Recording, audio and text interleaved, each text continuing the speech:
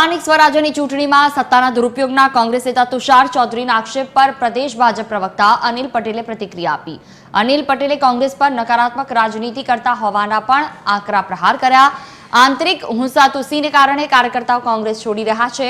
મહત્વનું છે કે કોંગ્રેસ નેતા તુષાર ચૌધરીએ વ્યારામાં કોંગ્રેસના 3 ચૂંટાયેલા સભ્યોને પોલીસ દ્વારા પકડી લેવાયા હોવાના મુદ્દે ભાજપ પર સત્તાના દુરુપયોગનો આરોપ લગાવ્યો।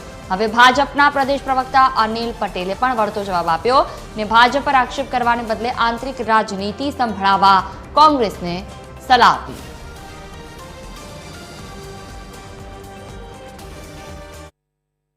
તાજેતરમાં યોજાયેલી જિલ્લા પંચાયત, તાલુકા પંચાયત, નગરપાલિકા, મહાનગરપાલિકાની ચૂંટણીમાં ભારતીય જનતા પાર્ટીએ જે પ્રકારે સત્તાનો દુરુપયોગ કર્યો, પોલીસ તંત્રનો ઉપયોગ કર્યો, પ્રશાસનનો ઉપયોગ કરીને લોકશાહીથી નેવે મૂકીને જે પ્રકારે કોંગ્રેસના ઉમેદવારના ફોર્મ ખેંચાવવામાં ધાકધમકી અને ડરાવવાનો પણ પ્રયાસ કર્યો અને જે પ્રકારના પરિણામો આવ્યા એ પરિણામો વાસ્તવિક નથી, પણ માત્ર ગેરરીતિને કારણે આ પરિણામો આવ્યા છે।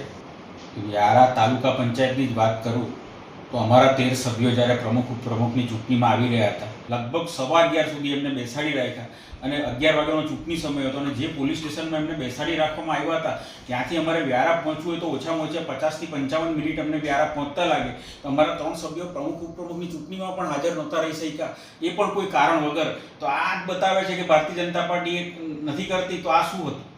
કોંગ્રેસ હંમેશા પોતાની નબળાઈ છુપાવવા માટે ભારતીય જનતા પાર્ટી ઉપર આક્ષેપ કરતી હોય છે।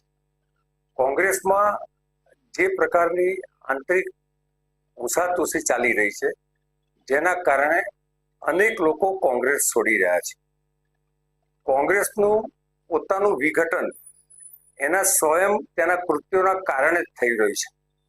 જે રીતે દેશમાં માફીવીર રાહુલ ગાંધી નકારાત્મક રાજનીતિ કરી રહ્યા છે, તેના કારણે કોંગ્રેસના કાર્યકર્તા અને નેતાઓ પણ થાકી ગયા છે અને જ્યાં સુધી કોંગ્રેસ પરિવારવાદની રાજનીતિ નહીં છોડે ત્યાં સુધી આ જ પ્રમાણે કોંગ્રેસના નેતાઓ સતત કોંગ્રેસ છોડતી જશે।